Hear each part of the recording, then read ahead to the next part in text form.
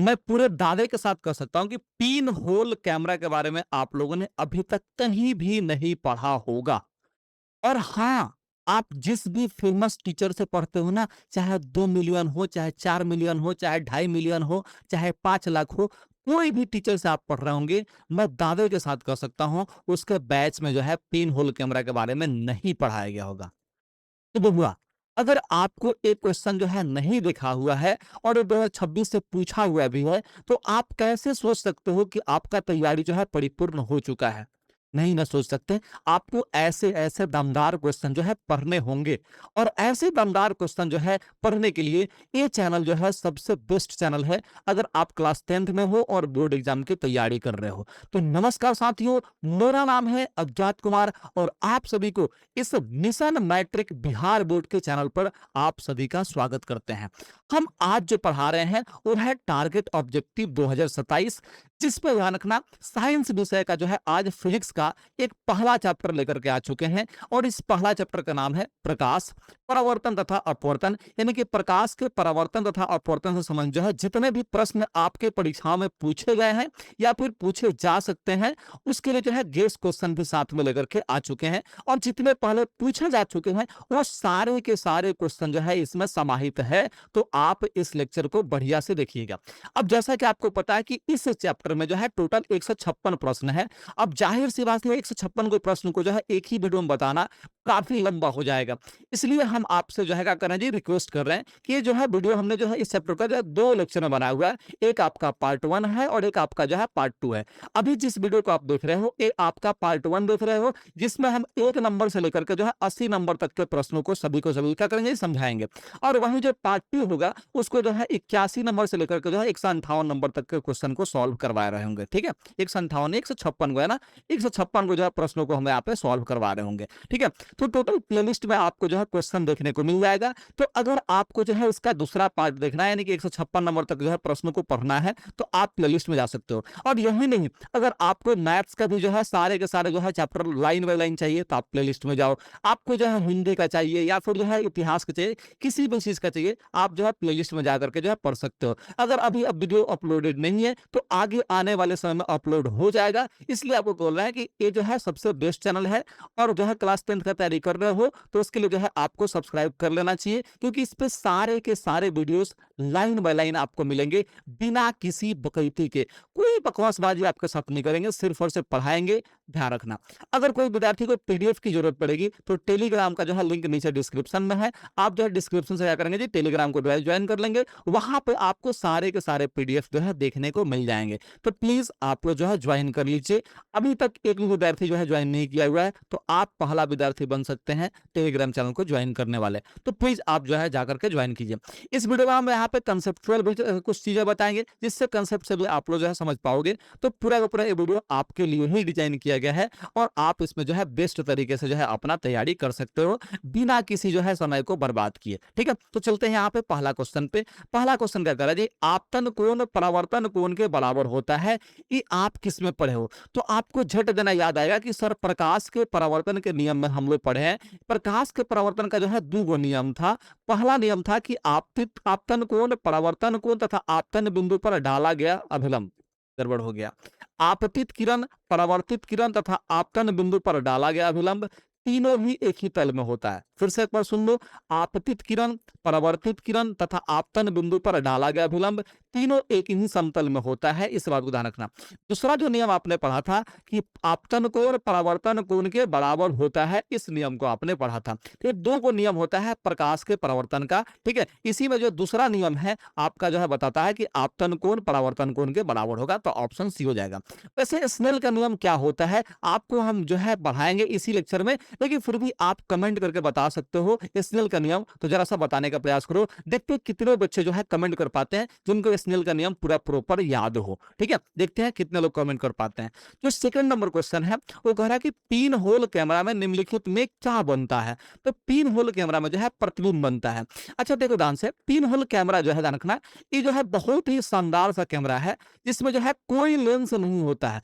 बिना लेंस का जो है कैमरा होता है, ध्यान रखना इसमें कोई लेंस होता ही नहीं है। ठीक है, दूसरा बात अगर बताएं, ठीक है, इससे बहुत ही छोटा छिद्र होता है। बहुत ही छोटा छिद्र होता है और इसी छिद्र के माध्यम से जो है प्रतिबिंब बनता है। एक्चुअल में जैसे मान लो कि ये कोई बॉक्स है और इसमें जो है कोई बिंदु के बराबर जो है छेद कर दिया गया। एक बिंदु के बराबर, बस एक बिंदु के बराबर जो है इसमें छेद कर दिया गया। इससे जब प्रकाश गुजर जाता है तो सामने अगर जो है इसके सामने वो पर्दा लगा दें, ठीक है? तो उस पर्दे पर जो है प्रतिबिंब प्राप्त होता है। तो यही आपका पिन होल कैमरा है, जो कि बहुत ही सिंपल सा है। अगर हम बात करें तो एक यूट्यूब पर ही जो है एक यूट्यूबर है, जिन्होंने जो है कि हम नाम नहीं ले सकते हैं क्योंकि कॉपीराइट क्लेम वगैरह का इशू हो सकता है, ठीक है? तो हम नहीं नाम लेंगे। हालाँकि बहुत ही ज़्यादा प्रसिद्ध जो है वो एक्सपेरिमेंट वाला चैनल है, जहाँ पे जो है वहाँ पे क्या कि पिन होल कैमरा को उन्होंने अपने हाथों से बनाया है और उसमें जो है प्रतिबिंब कैसे बनता है उसको उन्होंने दिखाया हुआ है। तो आप यूट्यूब पे चाहो तो सर्च कर सकते हो पिन होल कैमरा के बारे में, आपको इसका जो है फिगर वगैरह हर चीज़ जो है देखने को मिल जाएगा, ठीक है? तो फिलहाल आप लोग ध्यान रखो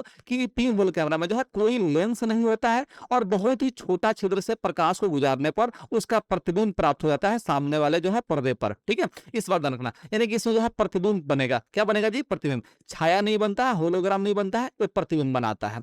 अब यहाँ पे जो अगला क्वेश्चन है 3 नंबर क्वेश्चन, कह रहा है कि आपतन कोण अगर 45 डिग्री है तो परावर्तित किरण और अभिलंब के बीच कौन सा माने कितना डिग्री कोण बनेगा? तो आप ही बताओ, परावर्तित किरण और अभिलंब के बीच में कौन सा कोण बनता है जी? परावर्तन कोण बनता है। और आपको हमने अभी बताया कि आपतन कोण जो है परावर्तन कोण के बराबर होगा। अगर आपतन कोण 45 डिग्री का है तो परावर्तन कोण भी आपका 45 डिग्री का ही होगा, यानी कि ऑप्शन जो है बी एकदम बिल्कुल सही हो जाएगा। अब यहाँ पे 4 नंबर जो प्रश्न है उसको देख लेते हैं। समतल दर्पण द्वारा प्रतिबिंब उल्टा होता है, अर्थात इसमें जो है देखो समतल दर्पण में प्रतिबिंब जो है उल्टा होता है, लेकिन इस उल्टे का मतलब क्या है? तो मतलब यहाँ पे ध्यान रखना, बायां से दायां प्रतीत होता है। ऑप्शन यहाँ पे ए हो जाएगा। इसमें देखो समतल दर्पण में क्या होता है? समतल दर्पण में कोई भी वस्तु होगा वो 180 डिग्री जो है रोटेट करेगा, लेकिन ऊर्ध्वाधर रूप से रोटेट करता है। किससे रोटेट करता है जी? ऊर्ध्वाधर रूप से जो है यहाँ पे रोटेट करता है। ऊर्ध्वाधर रूप से जब रोटेट करेगा तो उसको बोलते हैं पार्श्व, ठीक है? विपरिवर्तन। हम लोग क्या बोलेंगे जी? पार्श्व विपरिवर्तन बोलेंगे, विपरिवर्तन, विपरिवर्तन, ठीक है? 5 से 2 परिवर्तन हम लोग बोलते हैं, इस बात को ध्यान रखना। 180 डिग्री पे रोटेट होता है। जैसे आप लोग घर के ऐनक में जो है सामने से खड़ा हो जाइएगा और अपना दायाँ हाथ उठाइएगा, तो उधर का क्या होगा जी? बायाँ हाथ उठेगा। अगर बायाँ हाथ उठेगा ना तो उधर का दायाँ हाथ उठेगा। यानी कि ये 180 डिग्री पर घूम गया है, क्या जी? ऊर्ध्वाधर रूप से घुमा है, यानी कि जो है लंबवत रूप से घुमा है, ठीक है? इसको हम लोग बोलेंगे पार्श्व विस्थापन बोलते हैं और यही समतल दर्पण दिखाता है, यानी कि बायाँ दायाँ में बदल जाता है, दायाँ जो है बायाँ में बदल जाता है। इस वजह से ध्यान रखना, इसको हम लोग उल्टा बोलते हैं। तो यहाँ पे जो है उल्टा का मतलब ए वाला है। ऊपर नीचे जहाँ पे होगा ना उसको बोलेंगे खाली विपरिवर्तन बोलते हैं। उसको क्या बोलते हैं जी? खाली विपरिवर्तन बोलते हैं। अगर ऊपर नीचे हो जाए, यानी कि क्षैतिज अक्ष पर जो है एक बार रोटेट कर जाए, ऐसे सुतले रोटेट कर जाए, ठीक है? जैसे मान लो कि आप सोए हो ना पलंग पे और सो के जो है पलटनिया मार दिए, तो उस तरह से अगर पलटनिया मारोगे ना तो ऊपर नीचे हो जाएगा, यानी कि आपका जो मुंह पहले ऊपर था अब नीचे चला जाएगा पलटनिया मारोगे तो, ठीक है? पेट के बल आप सो जाओगे, ठीक है? तो उसको हम लोग बोलते हैं विपरिवर्तन, यानी कि जब ऊपर का चीज नीचे चला जाए, नीचे का चीज ऊपर चला है। जैसे जो है मूड़ी आप नीचे कर दो, पैर ऊपर कर दो, तो उसको हम लोग जो है विपरिवर्तन बोलेंगे, ऐसा अगर इमेज पलट जाए तो, ठीक है? इस बात को ध्यान रखना। अब यहाँ पे कह रहा है कि उत्तल दर्पण द्वारा चांद के प्रतिबिंब का आवर्धन कितना होगा, ठीक है? अब एक बात को समझने का प्रयास करो। उत्तल दर्पण जो है ध्यान रखना, उत्तल दर्पण जो है चांद के प्रतिबिंब का आवर्धन कैसा दिखाएगा? ये आवर्धन जो है ना एक्चुअल में प्रतिबिंब जो है बिंब की तुलना में कितना बड़ा या फिर कितना छोटा बना है इसको दिखाता है। अब उत्तल दर्पण द्वारा जो है चांद का प्रतिबिंब बनाना है। अब ऐसा कंसेप्ट को समझो, यहाँ पे है आपका उत्तल दर्पण, ये वाला जो है चित्र में आपका उत्तल दर्पण है, इस बात को ध्यान रखना।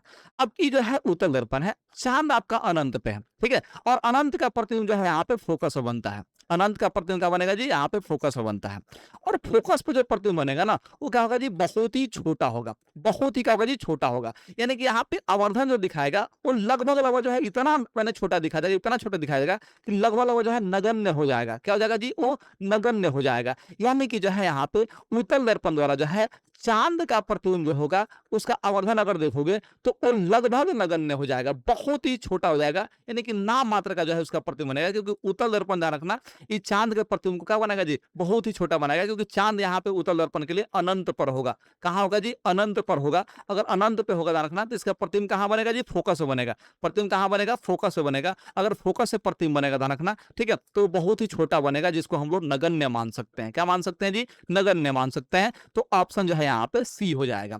जब वस्तु फोकस पर है तो अवतल दर्पण में बना प्रतिबिंब होता है। अगर वस्तु फोकस पे हुआ तो अवतल दर्पण में प्रतिबिंब कहाँ बनेगा? अवतल दर्पण में देखो, अगर वस्तु फोकस पे हुआ 2 नंबर जो है कंडीशन, ये 6 नंबर पे बनेगा, यानी कि अनंत पे बनता है। ठीक है, ये सब ट्रिक्स जो है आपको हमने पढ़ाया हुआ है। ठीक है, लेकिन ये जो है हमने यूट्यूब चैनल पे तो नहीं पढ़ाया है, हमने जो है ऑफलाइन क्लासेस में पढ़ाया है। तो जो भी बच्चे अगर ऑफलाइन क्लासेस से देख रहे हैं, ठीक है, तो उनको जो है हम स्वागत करते हैं, उनको जो है याद आ गया होगा। जो भी लोग नहीं देखे हैं तो एक बार कमेंट कर दीजिए कि सर जी ये वाला ट्रिक समझा दीजिए, तो हम एक वीडियो लेकर आएंगे जहां पे जो है ये वाला ट्रिक समझा देंगे, जिससे आपको पूरा पूरा याद ही हो जाएगा। ठीक है, कि किसका प्रतिबिंब कहाँ बनता है, कैसा बनता है, मैंने कि आभासी वास्तविक सब चीज आपको समझा देंगे। ठीक है, तो यहाँ फिलहाल समझो, अगर कोई है अवतल दर्पण में फोकस पर कोई वस्तु यानी कि 2 नंबर वस्तु है, ध्यान रखना। ठीक है, तो वैसे स्थिति में ध्यान रखना है, वैसे स्थिति में यहाँ पे जो है प्रतिबिंब उसका जो बनेगा वो अनंत पे बनेगा। कहाँ प्रतिबिंब बनेगा जी? उसका अनंत पे प्रतिबिंब बनेगा। अगर अनंत पे प्रतिबिंब बनेगा तो ये बहुत बड़ा बनता है, उल्टा बनता है, ठीक है, और साथ में जो है वास्तविक प्रतिबिंब बनता है। तो यहाँ पे पूछा आपसे क्या है जी, तो ध्यान रखना है, यहाँ पे जो है कहाँ पूछा है जी, अवतल दर्पण जो है बना प्रतिबिंब क्या होगा? तो फोकस नंबर जो अवतल दर्पण जो होगा, फोकस पे जो वस्तु रखेंगे, ठीक है, तो वैसे स्थिति में जो है ये प्रतिबिंब बनाएगा अनंत पे। कहाँ प्रतिबिंब बनाएगा जी? अनंत में बनाएगा। और अनंत के साथ साथ ध्यान रखना, बहुत बड़ा प्रतिबिंब बनाएगा। ये बात आप लोगों को याद होना चाहिए, बहुत बड़ा प्रतिबिंब बनाएगा। बहुत बड़ा के साथ साथ जो है उल्टा प्रतिबिंब बनाएगा। कैसा बनाएगा जी? उल्टा प्रतिबिंब बनाएगा। ठीक है, ध्यान रखना। और साथ में वास्तविक प्रतिबिंब बनाता है। कौन सा प्रतिबिंब बनाता है जी? वास्तविक प्रतिबिंब बनाता है। इतना आपको जो है उसका खासियत याद होना चाहिए। ठीक है, तो ऐसे ही याद करते चलो, हम याद करवाते चल रहे हैं, आप लोग याद करते चलो, आपका रिविजन होता रहेगा। अवतल दर्पण में फोकस पर बना प्रतिबिंब कैसा होता है? अगर अवतल दर्पण में है तो फोकस पर जो प्रतिबिंब बनता है ना, वो क्या होता है जी? अनंत वाला प्रतिबिंब बनता है। देखो ध्यान से, ये जो है अगर वह वस्तु अनंत पे रखूंगा ना, 6 नंबर कंडीशन, तभी उसका जो है प्रतिबिंब कहाँ बनेगा जी? फोकस पर बनेगा। और फोकस पर बना प्रतिबिंब जो है उल्टा होता है और वस्तु से बहुत छोटा होता है, वास्तविक होता है, ध्यान रखना। ठीक है, तो ये सब कंडीशन आपको जो है याद रखना पड़ेगा। तो यहाँ पे ध्यान रखना, ये जो है वास्तविक बनता है, साथ में उल्टा बनता है, तो ऑप्शन यहाँ पे 7 का क्या हो जाएगा जी? ऑप्शन ए हो जाएगा। आभासी सीधा नहीं बनेगा, आभासी उल्टा नहीं। देखो आभासी प्रतिबिंब कभी उल्टा बनता ही नहीं है, तो ऑप्शन ही गलत है। वास्तविक प्रतिबिंब कभी सीधा बनता ही नहीं, तो ये ऑप्शन ही गलत है। ठीक है, इस बात को ध्यान रखना। 8 नंबर देखो, जब वस्तु अनंत पर हो तो अवतल दर्पण प्रतिबिंब कहाँ बनेगा जी? ठीक है, तो ध्यान रखना, अगर अनंत पर है वस्तु तो उसका प्रतिबिंब आपको पता है, अभी हमने बताया फोकस पर बनेगा। ठीक है, अगर फोकस पर वस्तु हो तो अनंत पर प्रतिबिंब बनेगा, अगर अनंत पर वस्तु हो तो फोकस पर बनेगा। ये बात हमने जो है आपको पढ़ाया हुआ है। ठीक है, तो ये इसका प्रतिबिंब कहाँ बनेगा जी? फोकस पर बनेगा। ठीक है, तो यहाँ पे ध्यान रखना, केंद्र पर तो नहीं बनेगा, ध्रुव पर नहीं बनेगा, दर्पण के पीछे नहीं बनेगा। कहाँ बनेगा जी? फोकस पर बनेगा। और जो फोकस पर प्रतिबिंब बनता है वो वास्तविक बनेगा, यहाँ पे ध्यान रखना, उल्टा बनेगा और बहुत ही छोटा बनेगा। ये भी खासियत याद रखिएगा, बहुत छोटा बनेगा। जो फोकस वाला प्रतिबिंब होता है बहुत छोटा बनता है, इस बात को आप लोग ध्यान रखिएगा। 9वां नंबर क्वेश्चन देखो, निम्नलिखित में कौन सा प्रकाश के लिए अपेक्षाकृत जो है सघन माध्यम है? ठीक है, सघन माध्यम इसमें से कौन सा है, ये आपको बताना है। अब सघन माध्यम है कि विरल माध्यम है, ये हम लोग बता पाएंगे अपवर्तनांक पर। अब जिस बच्चे को जो है अपवर्तनांक जो है पता नहीं होगा, वो इस सवाल को करने में जो है हिचकिचाएगा, उससे जो है सवाल बन ही नहीं पाएगा। लेकिन फिर भी हम यहाँ पे बता रहे हैं कि जल का जो अपवर्तनांक होता है, मुझे याद है 1.33 होता है। ठीक है, वही कैरोसिन जो तेल होता है, यानी कि राशन तेल जो होता है, वो 1.44 इसका अपवर्तनांक होता है। हवा का जो अपवर्तनांक होता है 1.3 और 3 होता है। ठीक है, ये होता है। अब देखो अपवर्तनांक बताता है कि अगर अपवर्तनांक जो है ज्यादा है, ठीक है, ध्यान रखना, तो वो क्या होगा जी? सघन होगा। वो क्या होगा जी? सघन होगा। अगर अपवर्तनांक यहाँ पे जो है कम है, अगर अपवर्तनांक कम है तो वो क्या होगा जी? विरल होगा। इस बात को ध्यान रखना। तो यहाँ पे जो है सघन माध्यम पूछा है, तो सघन का होना देखिए किरासन तेल वाला होगा, क्योंकि इसका अपवर्तनांक जो है इसमें सबसे ज्यादा दिख रहा है, 1.33, 1.003। ठीक है, यहाँ पे जो है 1.44 है, यानी कि जो है यहाँ पे देखो सबसे ज्यादा जो है केरोसिन तेल का दिख रहा है। इसलिए क्या होगा जी? यहाँ पे जो है ऑप्शन सी बिल्कुल सही आंसर यहाँ पे हो जाएगा। ठीक है, ऑप्शन सी। लेंस की क्षमता का जो है ऐसे मात्रक पूछ रहा है। वैसे लेंस की जो क्षमता का ऐसे मात्रक है वो आप लोग पढ़े होंगे, डाइऑप्टर पढ़े होंगे। क्या पढ़े होंगे जी? डाइऑप्टर। लेकिन सवाल में ना डाइऑप्टर दिया ही नहीं है, सवाल में जो है डाइऑप्टर ऑप्शन दिया ही नहीं है। तो इसमें ध्यान रखना है कि जो लेंस की क्षमता जब पी होता है, इसका मात्रक क्या होता है, सूत्र क्या होता है? 1/f होता है। और आपको ये बात पता होगा कि f जो है मीटर में होता है। यहाँ पे f किस में होगा जी? मीटर में होगा। ठीक है, यानी कि अगर इसका जो है मात्रक हम लोग निकालने के लिए जाए तो 1 यहाँ पे जो है f का मात्रक हम लोग क्या करेंगे जी? मीटर में रखेंगे। जैसे ही मीटर को आप लोग ऊपर लेके जाओगे तो क्या होगा जी? मीटर का पावर जो है -1 होगा, क्योंकि यहाँ पे पावर कुछ नहीं तो 1 है। अब 1 जो है ऊपर जाएगा ना तो ये माइनस में बदल जाएगा, ध्यान रखना। ठीक है, तो इसका पावर जो है -1 हो जाएगा, यानी कि ई क्या होगा जी, माइनस में जो है मीटर का पावर -1 होगा, यानी कि जो है ध्यान रखना यहाँ पे ऑप्शन जो है सी हो जाएगा। और इसी चीज को जो है हम लोग बोलते हैं डायऑप्टर। इसी को क्या बोलते हैं, जो हम लोग डायऑप्टर बोलते हैं। यानी कि आप जो है इसको ऐसे याद रख लो कि 1 मीटर के पावर -1 जो होगा, यानी कि 1 इनवर्स मीटर जो होगा वो बराबर होगा 1 डायऑप्टर के। किसके बराबर होगा जी, यहाँ पे 1 डायऑप्टर के बराबर होगा। इस बात को आप लोग ध्यान रखिएगा। तो आप जो है इन सभी चीजों को याद रखा करो, जो भी हम बता रहे हैं तो आप समझो, एक एक चीज को सीखो, बताओ, ठीक है। अच्छा एक बात बताओ, जो भी हम प्रश्न पढ़ा रहे हैं, क्या आपको जो है वो सारे के सारे प्रश्न समझ में आ रहे हैं? अगर समझ में आ रहा है ना, तो बउआ ध्यान रखना, आपको जो है इस टीचर को सपोर्ट करना होगा। टीचर को सपोर्ट करने के लिए ना आपको जो है नीचे कमेंट में आपको फीडबैक देना होगा। फीडबैक आप कहाँ से दे सकते हो? तो नीचे जो है आप लोग कमेंट में लिखो, जो भी आपको लिखना है मेरे बारे में वो लिख सकते हो। आप चाहो तो चैट जीपीटी का भी इस्तेमाल कर सकते हो और वहाँ पे पूछ सकते हो कि एक अज्ञात सर हैं जो कि अभी-अभी जो है यूट्यूब पर पढ़ाना शुरू किए हैं, उनके हम फैन हो चुके हैं। उनका जो है पढ़ाया हुआ ना चीज़, एक-एक जो है चीज़ दिमाग में घुस जा रहा है।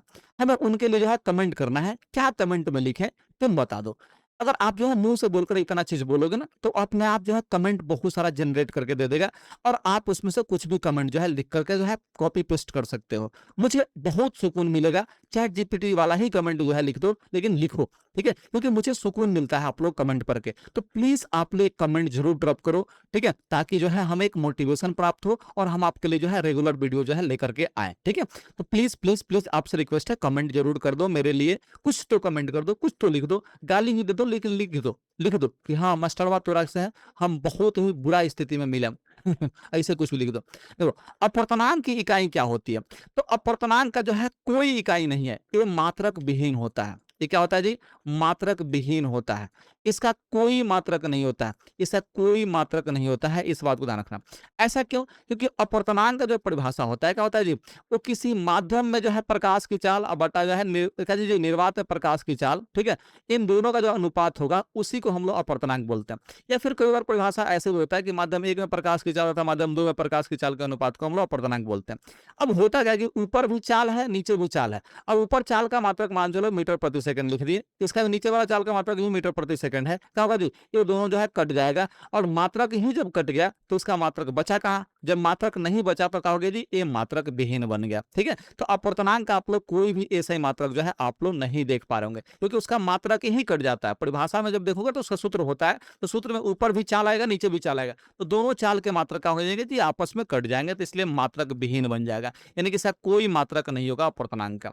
देखो, प्रकाश के अपवर्तन होता है, क्योंकि प्रकाश का अपवर्तन क्यों होता है? क्योंकि उसका जो है गति में परिवर्तन होता है। जब तक ले जो है प्रकाश के गति में परिवर्तन ना हो, तब तक जो है अपवर्तन नहीं हो पाएगा, ठीक है? गति में परिवर्तन के कारण ही अपवर्तन होता है। इस बात को जो है बहुत अच्छे से समझाते हैं पोखड़ा में जो है ढेला मार के, ठीक है? जो पोखड़ा होगा ना, उसमें जो है ढेला अगर मार दोगे, भाई साहब तुम क्यों आ रहे हो बार-बार? जस्ट वेट करो, हमें थोड़ा-सा जो है चीज़ें यहाँ पे सॉर्ट करनी होगी, ठीक है? अरे भैया, रुक जा। ये बार-बार नोटिफ़िकेशन आ रहा है ना, तो सिर्फ़ और सिर्फ़ इस वजह से आ रहा है, क्योंकि यहाँ पे जो है टेलीग्राम चैनल आप लोगों के लिए ऑन हो गया है। टेलीग्राम चैनल तो ऑफ था ना मेरा? टेलीग्राम चैनल तो ऑफ है भाई, तो फिर क्यों मैसेज आ रहा है भाई? मैसेज क्यों आ रहा है फिर? रुक जा भाई, मैसेज तो आना ही नहीं चाहिए। नो नोटिफ़िकेशन पे तो है, डू नॉट मोड में है। फिर कैसे मैसेज आ रहा है भाई? फिर कैसे मैसेज आ रहा? आई डोंट नो कैसे मैसेज आ रहा, बट ऐसा कुछ है तो हम डिलीट मार देंगे टेलीग्राम को, ठीक है? ये फिक्सर-उक्सर का जो है मैसेज आते रहता है। बताओ, यहाँ पे देखो ध्यान से, 13 जो है नंबर है। अरे भाई साहब, ओ भाई साहब, ये क्या हो रहा है? ये क्या हो रहा है? जस्ट वेट करो तो बाबू, जस्ट वेट करो तो। हम इसको कैसे ऑफ करें? कैसे ऑफ करें भाई? नोटिफ़िकेशन सेटिंग,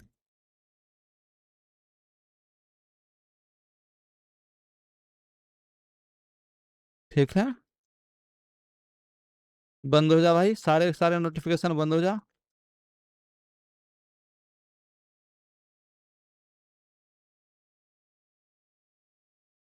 चलिए जी, नोटिफ़िकेशन हमने बंद कर दिया, ओके। अब देखो ध्यान से, सूर्य से आने वाला जो है प्रकाश पुंज होगा, वो निम्न में से कौन-सा होगा? अब जरा सा समझो ध्यान से, सूर्य से आने वाला प्रकाश का जो है पुंज जो होता है वो कैसा होता है?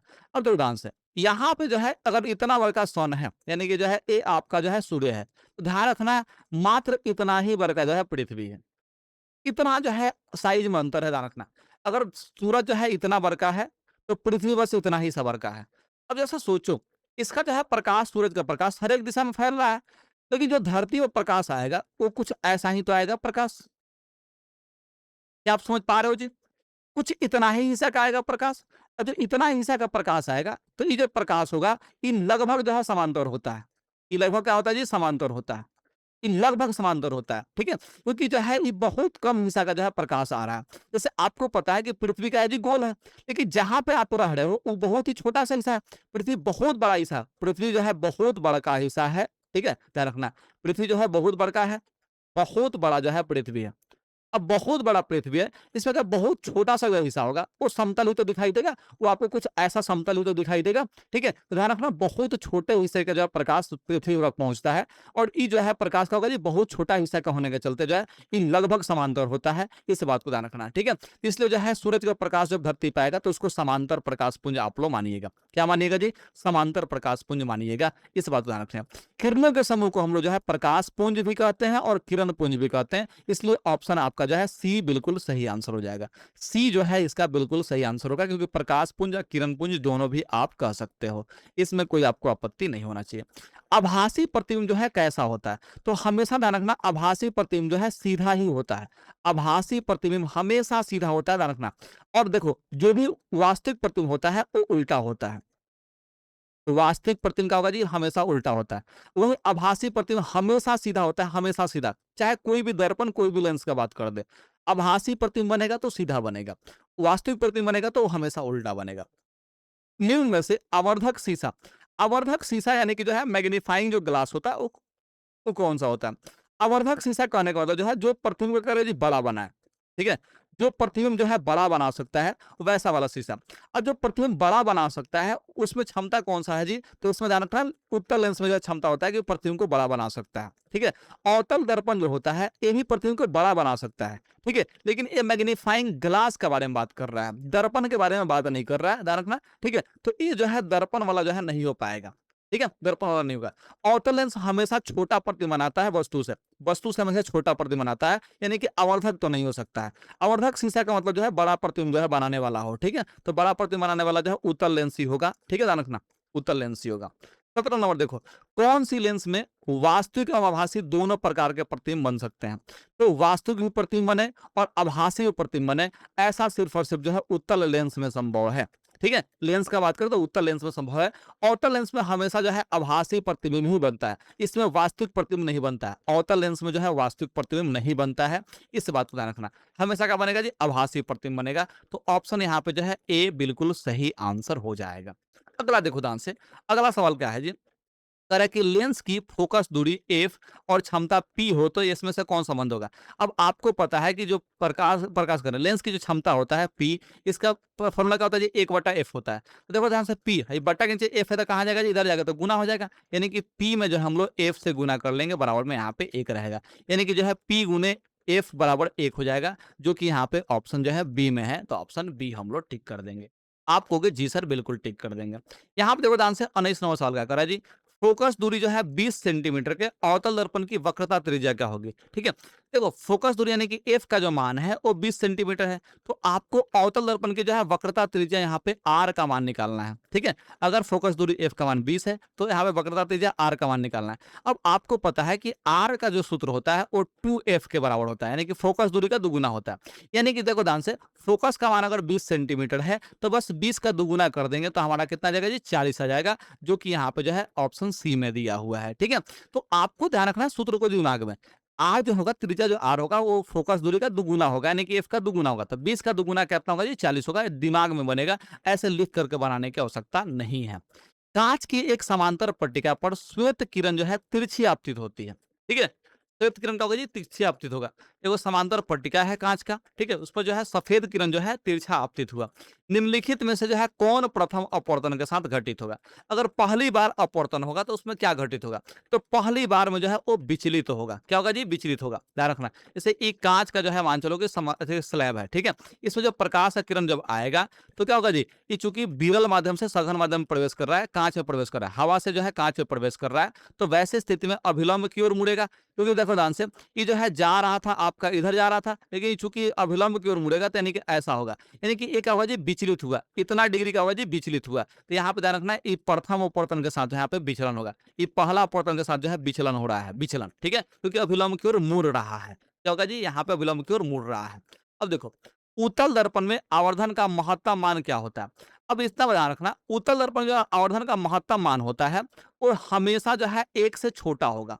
ऐसा क्यों बोल रहे हैं? क्योंकि आपको पता है कि उत्तल दर्पण जो होता है हमेशा छोटा प्रतिबिंब बनाता है। हमेशा जो है छोटा प्रतिबिंब बनाता है। हमेशा छोटा प्रतिबिंब बनाएगा।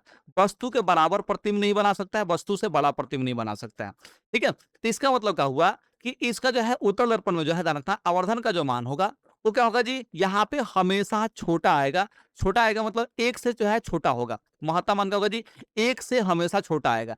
1 से हमेशा क्या आएगा जी? छोटा आएगा। क्या यहाँ पे 2 जो है 1 से छोटा है? आप कहोगे नहीं सर नहीं है। क्या यहाँ पे 1 जो है सबसे छोटा है? नहीं है 1 से। 1 से छोटा तो 1 हो ही नहीं सकता। 1/2 हाँ, आधा जो है 1 से छोटा होता है, यानी कि ए ऑप्शन जो है हो सकता है। अनंत भी नहीं हो सकता है। अब लेकिन यहाँ पे सवाल जो है कन्फ्यूज़ आ दिया है। सवाल क्या कन्फ्यूज़ आया है?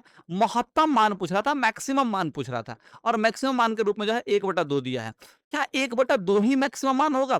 तो जवाब है नहीं। 1/2 जो है मैक्सिमम मान नहीं हो सकता है।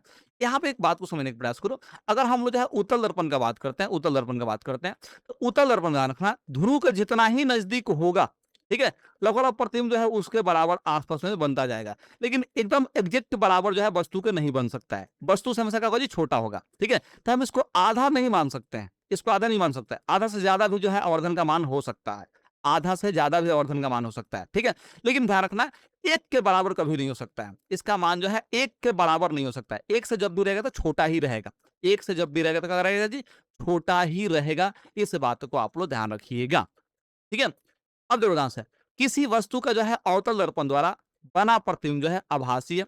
अवतल दर्पण जो है आभासी प्रतिबिंब बना रहा है। अब इस बात को ध्यान रखना, अवतल दर्पण आभासी प्रतिबिंब जो है एक ही स्थिति में बनाता है जब जो है वस्तु के वह कैसे जी? वस्तु को रखा गया हो, यानी कि अवतल दर्पण का जो ध्रुव होगा और एफ जो फोकस फोकस दूरी होता है ना, जो फोकस होता है अवतल का, ठीक है? उसमें जो है बीच में रखा होगा। ध्रुव और फोकस के बीच में अगर रखा गया हो तो ही आभासी प्रतिबिंब बनाता है, सीधा प्रतिबिंब बनाता है और वस्तु से बड़ा प्रतिबिंब बनाता है। इ एक ही कंडीशन है, आपको हम दिखा भी सकते हैं, एक ही कंडीशन है। कितना कंडीशन है जी? एक कंडीशन है। देखो ध्यान से, ये अवतल दर्पण है, इससे जो पहला कंडीशन है, इसी समय जो है आभासी प्रतिबिंब बन रहा है, यानी काल्पनिक प्रतिबिंब बन रहा है, दर्पण के पीछे बन रहा है। बाकी सारे के सारे प्रतिबिंब दर्पण के सामने बन रहे हैं, नहीं कि वास्तविक प्रतिबिंब बन रहा है। एक ही प्रतिबिंब जो है रखना, वो क्या होता है जी? आभासी बनता है, यानी कि काल्पनिक बनता है। और रुका होता है जी जब ध्रुव और यहाँ पे फोकस के बीच रखते हैं। ये ध्रुव और फोकस के बीच रखेंगे तो ही जाके जो है ऐसा होता है, ठीक है? इस बात को आप लोग ध्यान रखिएगा। तो यानी कि यहाँ पे क्या समझे आप लोग? यहाँ पे समझे कि ये स्थिति जो है वस्तु की स्थिति कहाँ रहेगा जी? ध्रुव और फोकस के बीच में रहेगा। तो ध्रुव और फोकस के बीच, यानी कि ऑप्शन यहाँ पे जो है डी बिल्कुल सही आंसर यहाँ पे हो जाएगा। वो बात थोड़ा सा एक बात बताएं, हमें जो है यहाँ पे प्यास लग गया है और जब प्यास लग जाए ना तो फिर पढ़ाने का मन नहीं करता है। तो प्लीज हमें जो है पानी पीने का समय दें, ठीक है? आप चाहें तो स्किप कर सकते हैं थोड़ा सा, यानी कि 1 मिनट के आसपास से स्किप कर सकते हैं, लेकिन हम जो है पानी पियेंगे, यानी कि इस दौरान हम चुप रहने वाले हैं।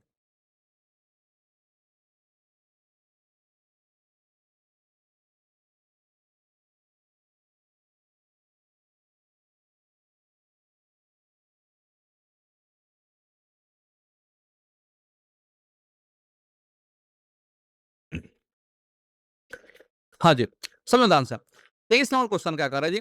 फोकस दूरी 10 सेंटीमीटर के अवतल दर्पण द्वारा उत्पन्न आवर्धन धनात्मक होगा यदि वस्तु की दूरी का मान क्या होगा? अब देखो, इसे फोकस दूरी का मान जो है 10 सेंटीमीटर दिया हुआ है, ठीक है? अब यहाँ पे आवर्धन जो है धनात्मक चाहिए। आवर्धन धनात्मक होने का मतलब क्या है जी? प्रतिबिंब जो बना है वो सीधा बना है। क्या बना है जी? प्रतिबिंब जो है सीधा बना है। आवर्धन धनात्मक जो है कब होता है? जब प्रतिबिंब सीधा बनता है, ठीक है? जब प्रतिबिंब सीधा होगा, क्योंकि देखो आवर्धन m का जो मान होता है वो होता है h2 बटा h1 होता है। अगर h2 भी जो है पॉजिटिव हो यानी धनात्मक हो और h1 भी धनात्मक हो, यानी कि प्रतिबिंब की ऊंचाई भी प्लस में हो और बिंब की ऊंचाई भी प्लस में हो, तो वैसी स्थिति में क्या होगा जी, यहाँ पे जो है आवर्धन का मान जो है धनात्मक प्राप्त होता है, धनात्मक प्राप्त होता है। तो यानी कि जो है ध्यान रखना, प्रतिबिंब जो है सीधा होगा तब वहीं जाके पॉजिटिव हो सकता है उस प्रतिबिंब का ऊंचाई, ठीक है। तो सीधा प्रतिबिंब बनना चाहिए, क्या बनना चाहिए, सीधा प्रतिबिंब बनना चाहिए। तो आवर्धन का मान जो है धनात्मक तभी हो सकता है जब प्रतिबिंब सीधा हो। अब प्रतिबिंब सीधा जब होगा इसका मतलब जो है प्रतिबिंब आभासी बनना चाहिए। क्या बनना चाहिए, आभासी प्रतिबिंब बनना चाहिए। अब आभासी प्रतिबिंब जो है बनने का मतलब क्या हुआ, ठीक है, यहाँ पे देखो अवतल दर्पण है। कौन सा दर्पण है जी, अवतल दर्पण। और इस अवतल दर्पण में जो है आभासी प्रतिबिंब जो है एक ही स्थिति में बनता है, ये हम बता चुके हैं कि अवतल दर्पण में जो है आभासी प्रतिबिंब सिर्फ और सिर्फ जो है दर्पण के ध्रुव और मुख्य फोकस के बीच अगर वस्तु रखेंगे तो ही बनेगा, ठीक है। अगर मुख्य फोकस के बीच और ध्रुव और मुख्य फोकस के बीच में रखते हैं, ठीक है, यानी कि जो है फोकस दूरी से जो है कम दूरी पर रख रहे हैं, ठीक है। फोकस दूरी जो छोटका एफ होता है से कम दूरी पर हमको रखना पड़ेगा, से कम दूरी पर हमको रखना पड़ेगा। इसका मतलब क्या हुआ जी, अगर फोकस दूरी 10 सेंटीमीटर है तो 10 सेंटीमीटर से हमें जो है कम दूरी पर रखना पड़ेगा, तब जाके क्या होगा जी, वो वस्तु जो है ध्रुव और फोकस के बीच आएगा, और ध्रुव और फोकस के बीच में आएगा तो उसका प्रतिबिंब क्या बनेगा जी, सीधा आभासी बनेगा, यानी कि जो है आवर्धन का मान धनात्मक बनेगा। अगर आवर्धन का मान धनात्मक चाहिए तो उसे जो है कहाँ रखना पड़ेगा जी, अगर फोकस दूरी 10 सेंटीमीटर का है ना जी, तो 10 सेंटीमीटर से कम दूरी पर आपको रखना पड़ेगा। 10 सेंटीमीटर से अधिक पर नहीं, 20 सेंटीमीटर से अधिक पर नहीं, हमें जो है क्या करना पड़ेगा जी, यहाँ पर जो है हमें 10 से कम जो है 10 सेंटीमीटर से कम दूरी पर हमको रखना पड़ेगा। तो ऑप्शन यहाँ पे जो है सी बिल्कुल सही हो जाएगा। 24 नंबर देखो, फोकस से ध्रुव की ओर आने पर अवतल दर्पण में आवर्धन का मान क्या होता है। अगर देखो ध्यान से फोकस से ध्रुव की तरफ जा रहे हैं, अब इस चीज को समझो, हम देखो ध्यान से, भाई फोकस से ध्रुव की तरफ जा रहे हैं, अगर फोकस से ध्रुव की तरफ जाएंगे, ठीक है, तो आवर्धन का मान क्या होगा जी, देखो प्रतिबिंब जो है इधर से इधर खिंच गया, यानी कि आवर्धन का मान जो है यहाँ पे बढ़ेगा। आवर्धन का मान क्या होगा जी, यहाँ पे बढ़ेगा, इस बात को ध्यान रखना। आवर्धन का मान क्या होगा जी, यहाँ पे जो है बढ़ेगा। आवर्धन का मान क्या होगा जी, यहाँ पे बढ़ेगा। तो 24 का जो है यहाँ पे ऑप्शन ए होगा, क्योंकि यहाँ पे प्रतिबिंब बड़ा होता जाएगा। प्रतिबिंब क्या बनेगा जी, प्रतिबिंब बड़ा होता जाएगा, प्रतिबिंब बड़ा होता जाएगा, ठीक है। देखो ध्यान से, फोकस से जो है ध्रुव की ओर जाएंगे ना, तब प्रतिबिंब जो है क्या होगा जी, बड़ा होगा। इस बात को ध्यान रखना। अगर प्रतिबिंब बड़ा हो रहा है मतलब आवर्धन का मान बढ़ रहा है, ठीक है। आवर्धन का मान क्या हो रहा है जी, बढ़ रहा है। अब देखो सेम इसी चीज पर जो है सवाल ये पूछा है, देखो ध्यान से, एक अवतल दर्पण में जो है के प्रधान अक्ष पर चलती चींटी का जो प्रतिबिंब है, ठीक है, प्रधान अक्ष पर जो है चलती चींटी का प्रतिबिंब जो है ध्यान रखना, वो सीधा है और बढ़ता जा रहा है। तो देखो, सबसे पहले जो है सीधा का मतलब क्या हुआ जी, अवतल दर्पण में जो है प्रतिबिंब सीधा कब बनता है, जब वस्तु को जो है ध्रुव और फोकस के बीच रखेंगे तो ही बनेगा। हम ये बात शुरू से बोलते आ रहे हैं, ठीक है। तो ध्रुव और फोकस के बीच में रख रहे हैं और साथ में बढ़ रहा है, यानी कि बात तो वही है, बात तो वही है। क्या जी, फोकस से ध्रुव की तरफ जा रही है, जो चींटी होगी वो फोकस से ध्रुव की तरफ जाएगी, तो वही आगे प्रतिबिंब जो है बड़ा होता जाएगा, ठीक है। और कहाँ रखना पड़ेगा जो उस चींटी को, तो फोकस और ध्रुव के बीच में उसको रखना पड़ेगा, ठीक है। तो चींटी की गति की दिशा क्या होगी, तो गति की दिशा क्या होगी जी, वो फोकस से जो है ध्रुव की तरफ जा रही होगी, ठीक है। तो फोकस से वक्रता केंद्र की तरफ नहीं, फोकस से ध्रुव की तरफ जाएगी। ऑप्शन यहाँ पे जो है क्या होगा जी, बी हो जाएगा। ऑप्शन यहाँ पे जो है बी बिल्कुल सही आंसर हो जाएगा। अब देखो ध्यान से 26वां सवाल क्या करा जी, यदि किसी बिंब का प्रतिबिंब का आवर्धन जो है ऋणात्मक है, क्या है जी, ऋणात्मक है। यदि किसी बिंब का जो प्रतिबिंब है उसका आवर्धन क्या है जी, ऋणात्मक है। आवर्धन ऋणात्मक जो है, प्रतिबिंब उल्टा बना है। आवर्धन ऋणात्मक का मतलब क्या है जी, प्रतिबिंब उल्टा बना है, ठीक है। तो उस प्रतिबिंब की जो है प्रकृति क्या होगी, तो प्रतिबिंब की प्रकृति क्या होगी जी, देखो ध्यान से, उल्टा बना है। अगर कोई वस्तु का प्रतिबिंब उल्टा बन रहा है मतलब वो आभासी है, मतलब आभासी करो, वास्तविक है, क्या है जी, वो वास्तविक है। उल्टा प्रतिबिंब हमेशा जो है वास्तविक का बनता है, वास्तविक प्रतिबिंब ही उल्टा बन सकता है, ध्यान रखना। तो वास्तविक और उल्टा होगा, यानी कि जो है यहाँ पे वास्तविक और उल्टा ऑप्शन जो है डी में है, तो ऑप्शन डी हो जाएगा, ठीक है। जस्ट सेकंड, थोड़ा सा पंखा ज्यादा आवाज हो रहा है, हो सकता है कि वीडियो में नॉइज भी आए, इस वजह से जो आप पंखा को बंद करना पड़ेगा।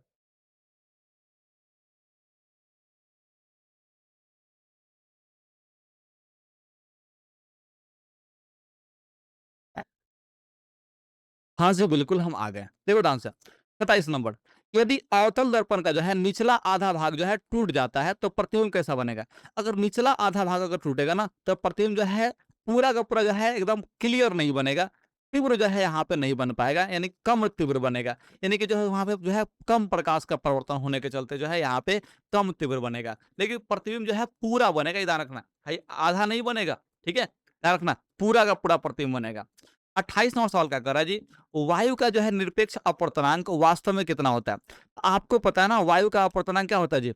वायु का जो है अपवर्तनांक क्या होता है? आपको पता है कि 1 दशमलव जो है 0003 होता है। इतना वायु का अपवर्तनांक होता है। अगर इतना वायु का अपवर्तनांक है, मतलब जो है 1 से ज़्यादा होता है, तो यहाँ पे 1 से अधिक हम लोग मानेंगे। वायु का अपवर्तनांक होगा जी 1 से अधिक होगा। ठीक है? ध्यान रखना। निम्नलिखित में किसका अपवर्तनांक सबसे कम है? सबसे कम अपवर्तनांक इसमें से किसका है? ठीक है? देखो ध्यान से, आपको अपवर्तनांक याद होना चाहिए। टर्पीन का जो अपवर्तनांक होता है 1 दशमलव जो है 47 होता है। बेंजीन का जो अपवर्तनांक होता है 1 दशमलव जो है 50 होता है। पानी का जो अपवर्तनांक होता है 1 दशमलव जो है 33 होता है। ठीक है? और केरोसिन तेल का जो अपवर्तनांक है वो हमको बता ही रखा है। ठीक है? 1 दशमलव जो है 44 होता है। ठीक है? तो आप इसको देख के पता कर सकते हैं काजी जी कि अपवर्तनांक जो है सबसे कम 1.33 दिख रहा है, यानी कि ऑप्शन जो है यहाँ पे सी बिल्कुल सही आंसर हो जाएगा। सी क्या हो जाएगा जी, यहाँ पे बिल्कुल सही आंसर हो जाएगा। ठीक है?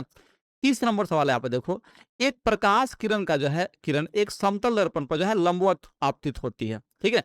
अच्छा एक बात बताओ, अगर प्रकाश का किरण जो है समतल दर्पण पर लंबवत आपतित हो रहा है, ठीक है? जैसे ये समतल दर्पण है, आप समझने का प्रयास करो। ये समतल दर्पण है, इस समतल दर्पण का ध्यान रखना लंबवत यानी कि जहां अभिलंब है उसी प्रकार हो रहा है जी प्रकाश का किरण आपतित हो रहा है। तो यहाँ पे मुझे बताओ आपतन कोण का मान कितना है? आपतन कोण का मान कितना है? आपतन कोण का मान कितना है? आप में से सभी लोग कहेंगे कैसे सर जी 90 डिग्री आपतन कोण का मान है। लेकिन ध्यान रखना आपतन कोण का मान 90 डिग्री नहीं है। यहाँ पे आपतन कोण का मान 0 डिग्री है। ऐसा क्यों बोले? क्योंकि देखो ध्यान से, यहाँ पे आप लोग समझने का प्रयास करो, यहाँ पे आप लोग समझने का प्रयास करो। ये जो है आपका क्या होगा जी समतल दर्पण हो गया। ये आपका विलंब हुआ। यहाँ पे जो है आपतित किरण है और यहाँ पे जो है परावर्तित किरण है। ये आपतित किरण हुआ, ये परावर्तित किरण हुआ। तो आपको पता है कि ये आपतित किरण और अभिलंब के बीच के जो कोण को हम लोग आपतन कोण कहते हैं। ठीक है? और परावर्तित किरण और अभिलंब के बीच के कोण को हम लोग परावर्तन किरण कहते हैं। अब कोई मेरे पास एक ऐसा तरीका आ जाए जिससे क्या बोलिए भाई आपतन कोण को जो है अभिलंब पे लेके चले जाए, यानी कि इसको घटाते घटाते क्या करो अभिलंब पे लेके जाए, तब जाके ना लंबवत बनेगा जी। यानी कि आपतित किरण को जो है इधर लेके जाना पड़ेगा, अभिलंब की ओर ले जाना पड़ेगा। यानी कि अभिलंब और आपतित किरण के बीच के जो है कोण को हमें कितना रखना पड़ेगा? 0 करना पड़ेगा। ठीक है? अगर इसको हम इधर लेके जा रहे हैं, अभिलंब की ओर लेके जा रहे हैं, तो क्या होगा जी कोण तो 0 हो जाएगा। अगर कोण 0 होगा तो क्या होगा जी आपतन कोण का मान 0 हो गया। अब आपतन कोण का अगर मान 0 है तो जाहिर-सी बात है कि परावर्तन कोण का मान भी कितना होगा जी? परावर्तन कोण का मान भी जो है आपका यहाँ पे 0 हो जाएगा। ठीक है? यानी कि जो है फिर वापस जो है उसी पथ पर जो है वो लौट जाएगा प्रकाश। ठीक है? तो यहाँ पर लंबवत आपतित होगा ना जी, तो परावर्तन कोण का मान जो है यहाँ पे 0 ही होगा और आपतन कोण का मान भी 0 होगा। ये दोनों ही कोण का मान 0 होगा, इस बात को ध्यान रखना। ये बहुत ही इंपॉर्टेंट कांसेप्ट है, जो कि इस पर आप लोग समझ सकते हो कि यहाँ पे जो घटाते-घटाते जो 0 करेंगे तब जाके जो है यहाँ पे लंबवत होगा आपतित किरण। ठीक है? इस बात को ध्यान रखना। नहीं तो 90 डिग्री जो है बच्चा सब मार देता है, जो कि गलत है। अवतल लेंस द्वारा प्राप्त प्रतिबिंब होता है। अब देखो कभी भी अवतल लेंस जो है ध्यान रखना, अवतल लेंस ये हमेशा ध्यान रखना है छोटा प्रतिबिंब बनाता है, सीधा प्रतिबिंब बनाता है और आभासी प्रतिबिंब बनाता है। आभासी प्रतिबिंब बनाता है, इस बात को ध्यान रखना। ठीक है? तो ध्यान रखना सीधा प्रतिबिंब बनाता है। ठीक है? छोटा बनाता है, आभासी बनाता है। तीनों ही कंडीशन फॉलो करा तो ऑप्शन यहाँ पे जो है डी हो जाएगा। क्या हो जाएगा जी? ऑप्शन यहाँ पे डी हो जाएगा। 31 का यहाँ पे जो है ऑप्शन डी होगा। 31 का क्या होगा जी? ऑप्शन यहाँ पे डी हो जाएगा। 25 नंबर देखो, वायु में अभिसारी लेंस क्या है? ठीक है? वायु में अभिसारी लेंस माने कौन सा है? तो वायु में अभिसारी लेंस का यहाँ पे अगर बात करें, ठीक है? तो अभिसारी लेंस क्या करता है? तो प्रकाश के किरणों को जो है एक जगह इकट्ठा कर देता है। प्रकाश के किरणों को एक जगह इकट्ठा करता है और प्रकाश के किरण को एक जगह इकट्ठा करने वाला जो है लेंस कौन सा है जी? तो आपको पता है उत्तल लेंस है। उत्तल लेंस में ध्यान रखना है, प्रकाश की किरणें जो है फोकस पर एकत्रित हो जाती है। समांतर अगर प्रधानक से किरण आएगा ना जी, तो क्या होगा जी? वो फोकस पर जो है एक जगह इकट्ठा हो जाएगा। तो आपको पता होना चाहिए कि उत्तल लेंस जो होगा उसको अभिसारी लेंस बोलेंगे। ठीक है? तो यहाँ पे जो है ऑप्शन सी बिल्कुल सही आंसर हो जाएगा। कांच का जो है बना हुआ उत्तल लेंस। अगर हम लोग जो है पूछें कि मानव के नेत्र में यानी कि मानव के जो है आंख में, इंसानी आंख में किस प्रकार का लेंस होता है? तो आप सभी लोग कहेंगे सर जी उत्तल लेंस ही होता है। हम लोग के आंख में कौन सा लेंस लगा है जी? उत्तल लेंस लगा है। तो 33 का यहाँ पे ऑप्शन ए हो जाएगा। 34 नंबर देखिए, प्रकाश की किरण को मोड़ने की क्षमता क्या कहते हैं जी? तो प्रकाश की किरण को मोड़ने की जो क्षमता है उसको हम लोग जो है लेंस की क्षमता बोलते हैं। क्या बोलते हैं जी? लेंस की क्षमता बोलते हैं। लेंस की क्षमता जो है आप लोग आंख में पढ़े होंगे। लेंस की क्षमता का जो व्युत्क्रम होगा वो लेंस की शक्ति कहलाता है। ठीक है ध्यान रखना, यानी कि लेंस की क्षमता का व्युत्क्रम तो फोकस होगा ना, लेंस की क्षमता का विरोध कर रहा हूँ, फोकस हो जाएगा, ठीक है? तो ऑप्शन जो है बी भी नहीं होगा। लेंस की क्षमता जो होगा इसी को बोलते हैं। प्रकाश की किरण को मोड़ने की जो क्षमता है उसको लेंस की क्षमता बोलते हैं, कि कितना मात्रा में प्रकाश की किरण को जो है मोड़ा जा रहा है। 34 कदम यहाँ पे चलते हैं 35 राउंड में। जल की एक गोलीय बूंद में व्यास के अनुदिश आपतित प्रकाश की किरण जो है कितनी बार अपवर्तन होगा? ध्यान रखना। तो यहाँ पे जो है कितनी बार अपवर्तन होगा ये पूछा जा रहा है। तो मेरे हिसाब से जो है एक बार ही इसका अपवर्तन होगा। क्या होगा जी? एक बार अपवर्तन होगा। जरा सा सोचो ध्यान से। ये लेंस की जो है गोलाकार बूंद है, इसके व्यास के अनुदिश आ रहा है, ठीक है? यानी कि ध्यान रखना यहाँ पे जो है व्यास के अनुदिश जो है यहाँ पे आ रहा है। तो जब अपवर्तन होता है क्या होगा जी? यहाँ पे अपवर्तन होता है, यहीं से अपवर्तन होगा। ये तो सतह से जो है अपवर्तन होगा, ठीक है? तो एक सतह से क्या होगा जी? यहाँ पे अपवर्तन होगा। लेकिन एक बात ध्यान रखना है, ये जो अपवर्तन होगा ना, वो नगण्य होगा। ये अपवर्तन का जो इफेक्ट होगा ना, नगण्य होगा, क्योंकि यहाँ पे विचलन जो है आपको नगण्य दिखाई देगा। विचलन क्या दिखाई देगा जी? नगण्य दिखाई देगा। यानी कि जो है सीधे-सीधे निकल जाएगा। ये नहीं कि जो है मुड़ेगा कहीं अभिलंब की तरफ, नहीं। ये जो है सीधे-सीधे निकल जाएगा। अगर व्यास के अनुदिश आएगा ना, तो क्या होगा जी? सीधे-सीधे निकल जाएगा। तो ध्यान रखना है नगण्य के बराबर होगा। अब 36वां सवाल चलते हैं। लेंस में मुख्य फोकस की जो है संख्या कितनी होगी? तो लेंस में मुख्य फोकस की संख्या जो है 2 होती है। एगो ध्यान रखना, जैसे उत्तल लेंस ही है ना, तो इधर एगो इधर फोकस होता है, एगो इधर भी फोकस होता है। 2 गो फोकस होता है। ये बात को आप लोगों ने पढ़ा होगा। समतल दर्पण द्वारा जो है बना प्रतिबिंब कैसा होता है? समतल दर्पण हमेशा जो है काल्पनिक प्रतिबिंब बनाता है, सीधा प्रतिबिंब बनाता है। ध्यान रखना, वस्तु के बराबर प्रतिबिंब बनाएगा, वस्तु से समान दूरी पर प्रतिबिंब बनाएगा। ध्यान रखना, ये सब खासियत होता है। ये पार्श्व परिवर्तन दिखाता है, ये भी खासियत होता है। 38वां सवाल देखो ध्यान से। सरल सूक्ष्मदर्शी में किसका उपयोग होता है? तो ध्यान रखना, उत्तल लेंस का उपयोग होता है। सरल सूक्ष्मदर्शी में जो है उत्तल लेंस का उपयोग होता है। सरल सूक्ष्मदर्शी में उत्तल लेंस का प्रयोग होता है। 39 नंबर देखो ध्यान से। अवतल दर्पण में आवर्धित काल्पनिक प्रतिबिंब बनाने के लिए वस्तु को कहाँ रखा जाना चाहिए? तो अवतल दर्पण में ध्यान रखना है, अगर आवर्धित प्रतिबिंब बनाना है और काल्पनिक प्रतिबिंब बनाना है, तो जाहिर सी बात है कि पहला नंबर कंडीशन में रखना पड़ेगा, यानी कि ध्रुव और फोकस के बीच बनेगा, वस्तु को रखना पड़ेगा। तो इसका मतलब क्या हुआ जी? ये अवतल दर्पण है ना, अगर काल्पनिक प्रतिबिंब बनाने का बात कर दे तो एक ही जगह बन ही सकता है, ध्रुव और फोकस के बीच में बन सकता है, मतलब ध्रुव और फोकस के बीच में वस्तु रखने पर बन सकता है। तो हम लोग जो है वस्तु को कहाँ रखेंगे जी? ध्रुव और फोकस के बीच में रखेंगे, यानी कि ऑप्शन यहाँ पे 39 का ए हो जाएगा। एक ही कंडीशन है, इसके अलावा दूसरा किसी भी कंडीशन में जो है काल्पनिक प्रतिबिंब नहीं बनता है, ये बात आपको पता है। 40वां सवाल देखिए। इस दर्पण की फोकस दूरी चीनों की परिपाटी के अनुसार जो है ऋणात्मक मानी जाती है। और ऋणात्मक जो है कब मानी जाएगी जी? ध्यान रखना, ठीक है? जब इसका जो है फोकस दूरी क्या होगा जी? ध्रुव से जो है ध्यान रखना, ध्रुव से बाईं तरफ होगा। बाईं तरफ जो है अगर फोकस दूरी है तभी जाके होगा जी, यहाँ पे ऋणात्मक मानेंगे, क्योंकि ध्रुव से दूरी मापने पर ध्यान रखना, लेफ्ट साइड की जो दूरी होगा वो ऋणात्मक होता है, ठीक है? तो ध्रुव से बाईं साइड जो है फोकस दूरी किसका होता है? तो यहाँ पे आप लोग कहोगे सर जी ध्रुव से जो है बाईं साइड जो दूरी होता है वो अवतल दर्पण का होता है, क्योंकि देवदान समांतर किरण जो है यहाँ पे एक जगह इकट्ठा करता है, ठीक है? तो ध्रुव से जो है बाईं तरफ जो दूरी मैंने फोकस दूरी होता है वो अवतल दर्पण का होता है। इस वजह से ध्यान रखना है, यहाँ पे ऑप्शन जो है बी हो जाएगा। तो 40 का यहाँ पे ऑप्शन जो है बी आपको लगाना पड़ेगा। अगला देखो 41 नंबर सवाल को। निम्नलिखित में से किस लेंस को जो है अपसारी लेंस कहते हैं? अपसारी लेंस मतलब जो है क्या करेगा जी? प्रकाश की किरण को जो है ऐसे फैला देगा, ठीक है? और ऐसे फैलाने वाला जो किरण है ना, वो आपका जो है यहाँ पे अवतल दर्पण है, मतलब अवतल लेंस है। कौन सा लेंस है जी? अवतल लेंस है। अब दर्पण में ध्यान रखना है, यहाँ पे उत्तल दर्पण है जो कि फैलाता है। तो अपसारी लेंस का बात कर रहा है, तो यहाँ पे अवतल लेंस हो जाएगा, जो कि 41 का ए नंबर सही है। एक अभिसारी किरण पुंज जो है समतल दर्पण पर आपतित होती है, ठीक है? एगो अनुसारी किरण पुंज, एगो समतल दर्पण है, ध्यान रखना, एगो समतल दर्पण है। अब इससे अभिसारी किरण पुंज है क्या हो रहा है जी? आ रहा है। अभिसारी किरण पुंज मतलब जो है सभी किरणें एक जगह इकट्ठा हो रही है, ठीक है? तो जब दर्पण से जो है ये क्या होगा जी? यहाँ पे जो है अभिसारी किरण पुंज है, जब दर्पण से परावर्तन होगा, होगा जी ऐसा होगा कुछ, ऐसा होगा कुछ, ऐसा ही ना परिवर्तन होगा जी। यानी कि देखो ध्यान से, अगर एक जगह इकट्ठा हो रहा है ये किरण दर्पण पे, ठीक है? तो परावर्तन को देखो ध्यान से, ये सब चारों तरफ जो है फैल जा रहा है। देखो ध्यान से, चारों तरफ क्या हुआ जी? फैल गया, इधर भी फैला, इधर भी फैला। तो देखो, अगर अभिसारी जो है यहाँ पे किरण पुंज डालेंगे समतल दर्पण पे, तो जब प्रकाश का परावर्तन होगा तो क्या होगा जी? ये अपसारी में बदल जाएगा, यानी कि ऑप्शन यहाँ पे जो है बी हो जाएगा। तो 42 का यहाँ पे जो है बी ऑप्शन जो है बिल्कुल सही। अरे अपसारी बोल रहे हैं ना, अभिसारी क्यों मार रहे हैं भाई? अपसारी बोल रहे हैं तो ऑप्शन ए मारो ना, अपसारी, ठीक है? 43वां सवाल देखो ध्यान से। किसी समतल दर्पण द्वारा आवर्धन का जो है मानक का मान होता है, ठीक है? तो समतल दर्पण हमेशा जो है वस्तु के बराबर प्रतिबिंब बनाता है, इसलिए इसका आवर्धन का मान क्या होगा जी? 1 होगा। क्योंकि प्लस में इसलिए बता रहे हैं क्योंकि ये जो है सीधा प्रतिबिंब बनाता है। तो आवर्धन का मान जो है प्लस में कब होता है जी? जब सीधा प्रतिबिंब बनाएगा, ठीक है? सीधा और बराबर प्रतिबिंब बनाता है, तो एक जो है आवर्धन का मान कब होता है जब वस्तु के बराबर प्रतिबिंब बनेगा। एक से बड़ा कब होगा जब वस्तु से बड़ा प्रतिबिंब बनेगा। एक से छोटा कब होगा जब वस्तु से छोटा प्रतिबिंब बनेगा। ठीक है? तो प्लस 1 का मतलब हुआ कि समतल दर्पण जो है सीधा भी प्रतिबिंब बनाता है और बराबर प्रतिबिंब बनाता है। यानी जितना बार का वस्तु का उतना ही बार का प्रतिबिंब बनाएगा। तो इस नंबर देखो, निम्नलिखित में से किस दर्पण द्वारा किसी वस्तु का आभासी प्रतिबिंब मिल सकता है? तो आभासी प्रतिबिंब यानी काल्पनिक प्रतिबिंब बनाना है तो कौन से दर्पण से मिल सकता है? समतल दर्पण भी काल्पनिक प्रतिबिंब बनाता है, उत्तल दर्पण जो है काल्पनिक प्रतिबिंब बनाता है, अवतल दर्पण भी एक कंडीशन में जो है काल्पनिक प्रतिबिंब बनाता है। देखो, समतल दर्पण तो हमेशा ही काल्पनिक बनाएगा, उत्तल दर्पण तो हमेशा ही काल्पनिक बनाएगा यानी कि आभासी बनाएगा। अवतल दर्पण जो है एक कंडीशन जब वस्तु को ध्रुव और फोकस के बीच रखते हैं तो उसमें क्या होता है जी काल्पनिक प्रतिबिंब बनाता है। तो सारे ही दर्पण से हम लोग जो है काल्पनिक प्रतिबिंब यानी कि आभासी प्रतिबिंब जो है प्राप्त कर सकते हैं। 45वां सवाल क्या कर रहा है जी, आकाश का जो है नीला रंग किस घटना का परिणाम है? तो ध्यान रखना प्रकाश का जो है प्रकीर्णन का परिणाम है। ऊपर जो है वायुमंडल होने के कारण जो है प्रकाश का प्रकीर्णन होता है, इसी वजह से जो है आकाश का जो है नीला रंग होता है।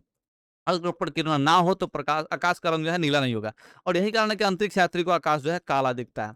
अंतरिक्ष यात्री को आकाश कैसा दिखाई देगा जी? काला दिखाई देगा क्योंकि अंतरिक्ष में जो है कोई हवा वगैरह नहीं है जिससे जो है प्रकाश का प्रकीर्णन हो। ठीक है? तो इसलिए काला दिखता है। 46 नंबर देखो ध्यान से। विरल माध्यम से सघन माध्यम में जाती हुई किरण जो है मुड़ जाती है। तो विरल माध्यम से अगर सघन माध्यम में जाएगा तो अभिलंब की ओर मुड़ता है, अभिलंब की ओर मुड़ता है, ये बात आप लोग याद रखिएगा। विरल से सघन में जाएगा तो अभिलंब की ओर मुड़ेगा। ठीक है?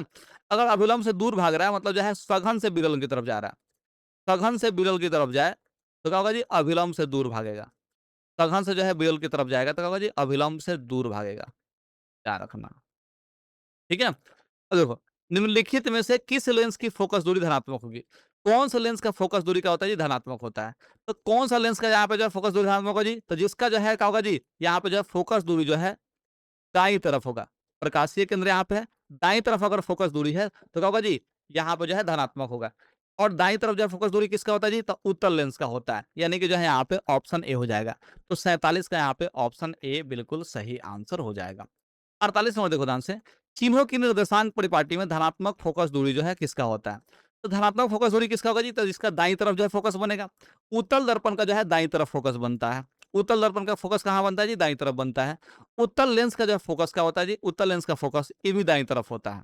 ठीक है? अवतल दर्पण का फोकस जो है देखो, अवतल दर्पण जो होता है ना, अवतल दर्पण का फोकस बाईं तरफ होता है। यानी कि ई वाला नहीं हो सकता है। तो ऑप्शन ए का भी जो है दाईं तरफ बनेगा, ऑप्शन बी का भी दाईं तरफ बनेगा, तो ए और बी दोनों हो जाएगा। यानी कि क्या करेंगे आप ऑप्शन जो है डी लगा देंगे। ठीक है? 49 नंबर देखो ध्यान से।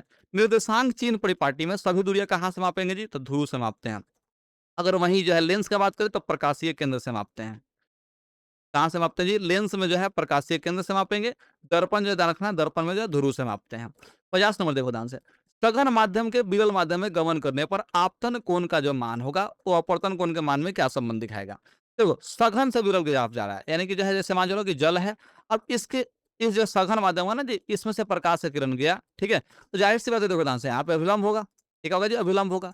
तो आप समझो ध्यान से, ये अभिलंब जो हो गया, अभिलंब और आपतित किरण के बीच से कोण को आपतन कोण बोलेंगे। ठीक है? कौन सा कोण बोलेंगे जी? आपतन कोण बोलेंगे। अब इस सघन से विरल में जा रहा है तो अभिलंब से दूर भागेगा तो क्या होगा जी? यहाँ पे अपवर्तन कोण का मान जो है बड़ा बनेगा। यानी कि आर का जो मान होगा वो बड़ा होगा आई से। आई से जो है आर का मान क्या होगा जी? बड़ा होगा। यानी कि ऑप्शन यहाँ पे जो है सी हो जाएगा। क्या हो जाएगा जी? ऑप्शन सी हो जाएगा। ठीक है? कितना देर का वीडियो हो गया जी? कितना देर का वीडियो हो गया? यहाँ पे जो है 47 मिनट का वीडियो हो चुका है। यानी कि हम 80 क्वेश्चन आराम से पढ़ा सकते हैं, कोई दिक्कत ना है। 1 घंटे के आसपास में जो है 80 क्वेश्चन खत्म हो जाएगा। एक तो ये परेशान कर दिया भाई। 51 नंबर देखो ध्यान से। निम्न में से कौन सा पदार्थ लेंस बनाने के लिए जो है प्रयुक्त नहीं किया जा सकता है? अब लेंस बनाने के लिए इसमें जो है मिट्टी प्रयुक्त नहीं कर सकते हैं क्योंकि ध्यान रखना है ये अपारदर्शी माध्यम है। ये अपारदर्शी माध्यम है। अपारदर्शी माध्यम है। इसी वजह से क्या होगा जी? ये हम मिट्टी का प्रयोग नहीं कर सकते क्योंकि प्रकाश आर पर कर ही नहीं पाएगा, नहीं कर पाएगा तो अपवर्तन नहीं दिखा सकता। एक उत्तल लेंस की जो क्षमता है वो 1 डायोप्टर है। कितना डायोप्टर है जी? 1 डायोप्टर जो है उत्तल लेंस की क्षमता है। तो लेंस की फोकस दूरी क्या होगी जी? ठीक है? तो देखो ध्यान से, 1 डायोप्टर का मतलब होगा क्या होगा जी? 1 बटा जो है 1 मीटर होगा। ठीक है? अब मीटर से सेंटीमीटर बदलना है तो क्या करेंगे जी? 1 बटा जो है 100 सेंटीमीटर हो जाएगा। यानी कि इसका फोकस दूरी जो होगा, फोकस दूरी वो 100 सेंटीमीटर रखना पड़ेगा। ठीक है? यहाँ पे 100 सेंटीमीटर हो जाएगा। लेकिन उत्तल लेंस का मैं बात कर रहा हूँ तो फोकस दूरी क्या होगा जी? इसका धनात्मक होगा। देखो ध्यान से, उत्तल लेंस में जो है फोकस दूरी क्या होगा जी? बाईं तरफ होता है, बोले दाईं तरफ होता है। फोकस दूरी किधर होगा जी? दाईं तरफ होगा। दाईं तरफ होगा यानी कि जो है धनात्मक होगा। है ऋणात्मक वाला हम लोग टिक नहीं करेंगे। है 10 तो होकबे नहीं करेगा। इस बात को ध्यान रखना। अगला सवाल पे चलते हैं 53 नंबर। 53 और सवाल पे चलते हैं। किसी बिंब का जो है वास्तविक तथा समान साइज का प्रतिबिंब प्राप्त करने के लिए बिंब को जो है उत्तल लेंस के सामने कहाँ रखना पड़ेगा? तो उत्तल लेंस में ध्यान रखना, जब 2f पर वस्तु रखते हैं ना जी, तो उसका प्रतिबिंब जो है 2f पर ही बनता है और सीधा सीधा कर रहे हैं उल्टा बनता है और समान साइज का बनता है। जितना बड़ा वस्तु का उतना ही बड़ा प्रतिबिंब बनेगा। तो समान साइज का प्रतिबिंब बनाना है ना, तो 2f पे आपको रखना पड़ेगा। 2f को बोले तो फोकस का दुगुना दूरी पर रखना पड़ेगा। तो फोकस दूरी की दुगुनी दूरी पर अगर रखेंगे तो वस्तु के बराबर जो है प्रतिबिंब प्राप्त हो जाएगा। तो ऑप्शन यहाँ पे जो है बी हो जाएगा 53 नंबर का। 53 का क्या होगा जी? ऑप्शन यहाँ पे बी हो जाएगा। अगला समझते हैं 54 नंबर। क्या समझते हैं जी? 54 नंबर। किसी गोलीय दर्पण तथा किसी पतले गोलीय लेंस दोनों की फोकस दूरियां माइनस में है। ठीक है? तो माइनस में फोकस दूरी किसका किसका होता है? जिसका जो है फोकस दूरी का होगा जी बाईं तरफ होगा। तो दर्पण में जो है अवतल दर्पण का होता है। अवतल दर्पण का जो है फोकस दूरी माइनस में होता है। लेंस में अगर हम बात करें तो लेंस में जो है अवतल लेंस का फोकस दूरी क्या होता है जी? अवतल लेंस का जो है फोकस दूरी वो बाईं तरफ होता है। ठीक है? ये दोनों का जो है फोकस दूरी बाईं तरफ होता है। इस वजह से क्या होगा जी? दोनों ही यहाँ पे अवतल हमें टिक करना होगा, यानी कि 54 का हमारा ए हो जाएगा। 54 का होगा जी यहाँ पे ऑप्शन ए हो जाएगा। बताओ, प्रकाश के अपवर्तन के कितने नियम है? तो 2 नियम है। प्रकाश के परावर्तन के कितने नियम है? तो 2 नियम है। देखो ध्यान से, बहुत बार ही पूछा हुआ सवाल, बहुत बार पूछा है। 12 में, 15 में, 20 में, 21 में, 23 में, 24 में पूछ ही रहा है। सरल सूक्ष्मदर्शी में जो है किसका उपयोग होता है? तो आपको पता है उत्तल लेंस का प्रयोग होता है। किसका प्रयोग होता है जी? उत्तल लेंस का प्रयोग होता है। ठीक है? किसी माध्यम का अपवर्तनांक का मान क्या होगा जी? तो साइन आई बटा साइन आर होता है और इसी को जो है म्यू के बराबर लिखते हैं। यही अपवर्तनांक है और इसी को हम लोग जो है स्नेल का नियम भी कहते हैं। स्नेल का नियम जो है हम लोग इसी को कहते हैं। ठीक है? कि किसी विशेष रंग के लिए आपतन कोण की जगह अपवर्तन कोण की जगह का अनुपात एक नियतांक होता है, जिसे म्यू से सूचित करते हैं। यही स्नेल का नियम है। ये सब पढ़े होंगे। एक उत्तल लेंस होता है। एक उत्तल लेंस क्या होगा जी? तो उत्तल लेंस ध्यान रखना है, किनारे पर पतला होता है और बीच में मोटा होता है। ठीक है? तो ध्यान रखना यहाँ पे जो है किनारों की अपेक्षा बीच में मोटा होगा। किनारों की अपेक्षा जो है बीच में मोटा होगा, यानी कि ऑप्शन जो है सी हो जाएगा। ऑप्शन यहाँ पे सी होगा। अवतल लेंस का जो है आवर्धन किसके बराबर होगा जी? तो अवतल लेंस लेंस में आवर्धन जो होता है वो v बटा यू के बराबर होता है। देखो ध्यान से, एम का सूत्र होता है h2 बटा h1 होता है एगो सूत्र। एगो सूत्र होता है v बटा यू होता है। एगो सूत्र होता है 1 माइनस में v बटा एफ होता है। ये 3 गो सूत्र जो है आप लोग जरूर याद रखिएगा आवर्धन का। ये आवर्धन का मान है। ठीक है? तरह की गोलीय दर्पण में जो फोकसांतर एफ, जो वक्रता त्रिज्या आर है, उसके बीच में क्या संबंध होगा? ध्यान रखना, एफ जो होता है वो आर बटा 2 होता है, या फिर ध्यान रखना जो आर होता है वो 2f के बराबर होता है। दोनों में से कोई ना कोई एक संबंध होगा। तो कौन संबंध है जी? आर बराबर 2f का एक संबंध है। ठीक है? तो ऑप्शन क्या हो जाएगा जी? ऑप्शन ए बिल्कुल सही आंसर हो जाएगा। ऑप्शन यहाँ पे ए बिल्कुल सही आंसर हो जाएगा। अब देखो, कह रहा है कि निर्गत किरण और अभिलंब के बीच से जो है कौन का कहलाएगा? तो निर्गत कोण कहलाएगा। निर्गत किरण और अभिलंब के बीच से कौन का कहेंगे जी? निर्गत कोण कहेंगे। आपतन कोण का होगा जी? आपतित आपतित किरण और अभिलंब के बीच से कोण को आपतन कोण बोलेंगे। परावर्तित किरण और अभिलंब के बीच से कोण को परावर्तन कोण बोलेंगे। 1 मीटर फोकस दूरी वाले जो है उत्तल लेंस का जो है फोकस दूरी कितना होगा जी? दाईं तरफ होगा। दाईं तरफ मतलब जो है पॉजिटिव होगा। ठीक है? तो 1 मीटर फोकस दूरी वाले उत्तल लेंस की क्षमता क्या होगी जी? ठीक है? तो इसमें फोकस दूरी जो है 1 डायऑप्टर होगा। ठीक है? प्लस में होगा, क्योंकि देखो एफ बराबर जो होता है, एफ का क्षमता जो है पी बराबर क्या होता है? 1 बटा एफ होता है। एक एफ का मान जो है प्लस में जो है 1 मीटर है। तो क्या कहेंगे जी? इसको जो है क्षमता का कितना होगा जी? 1 में 1 से भाग दें तो 1 होगा, 1 डायऑप्टर आ जाएगा। यानी कि जो है ऑप्शन जो है कितना हो जाएगा जी? ऑप्शन यहाँ पे जो है बी हो जाएगा, 1 डायऑप्टर प्लस में। ठीक है? किसी अवतल दर्पण द्वारा काल्पनिक सीधा और अवरोधित प्रतिबिंब बनता है। अब देखो, अवतल दर्पण जो है वो काल्पनिक प्रतिबिंब बना दे तो इसका मतलब जो है वस्तु रखा गया है ध्रुव और फोकस के बीच रखा गया है। ये बहुत बार बता दिए। ठीक है? ध्रुव बोले तो दर्पण। ठीक है? दर्पण और फोकस के बीच में रखा होगा। दर्पण और उसके फोकस के बीच रखा गया हो तो 64 का यहाँ पे ऑप्शन ए हो जाएगा। ठीक है? अगला सवाल क्या कर रहा है जी? 65 नंबर। किसी दर्पण द्वारा, बहुत बढ़िया, नींद भी आ रहा है। किसी दर्पण द्वारा प्रतिबिंब सीधा और छोटा बनता है। देखो, अगर हमेशा ही सीधा और छोटा प्रतिबिंब बना रहा है मतलब वो उत्तल दर्पण है। कौन सा दर्पण है जी? वो उत्तल दर्पण है। ठीक है? अवतल दर्पण जो है देखो यहाँ से सीधा बना सकता है, बड़ा बनाएगा, छोटा बनाएगा, सब तरह का प्रतिबिंब बना सकता है। ठीक है? समतल दर्पण हमेशा वस्तु के बराबर प्रतिबिंब बनाता है। ठीक है? तो ये सब तो ऑप्शन नहीं हो सकता है। अवतल दर्पण कौन सा है जी? तो अवतल दर्पण ध्यान रखना, प्रकाश के किरणों को एक जगह इकट्ठा करता है। प्रकाश के किरणों को क्या करता है जी? एक जगह इकट्ठा करता है। समांतर प्रकाश के किरणों को एक जगह इकट्ठा करेगा। यानी कि जो है ये अभिसारी वाला घटना दिखाता है। एक जगह प्रकाश को इकट्ठा करना मतलब अभिसारी घटना। ठीक है? तो ऑप्शन ए हो जाएगा। अवतल दर्पण यहाँ पे अभिसारी दर्पण कहलाता है। अच्छा, उत्तल दर्पण को कौन सा दर्पण कहते हैं? जल्दी से आप लोग कमेंट करके बताओ, जल्दी से आप लोग कमेंट करो। उत्तल दर्पण को कौन सा दर्पण बोलेंगे? उत्तल दर्पण से बना उत्तल लेंस, हाँ ठीक है। उत्तल दर्पण से बना प्रतिबिंब कैसा होता है? तो उत्तल दर्पण से हमेशा जो है छोटा प्रतिबिंब बनता है, ठीक है?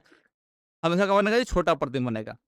लेकिन वो वास्तविक नहीं बनता, वो काल्पनिक बनता है, ठीक है? आवर्धित प्रतिबिंब तो नहीं बन सकता, आवर्धित माने बड़ा प्रतिबिंब, बड़ा प्रतिबिंब तो नहीं बन सकता है, छोटा बनेगा और काल्पनिक बनेगा, क्योंकि उत्तल दर्पण हमेशा काल्पनिक प्रतिबिंब बनाता है, वो वास्तविक प्रतिबिंब बनेबे नहीं करता है, ठीक है?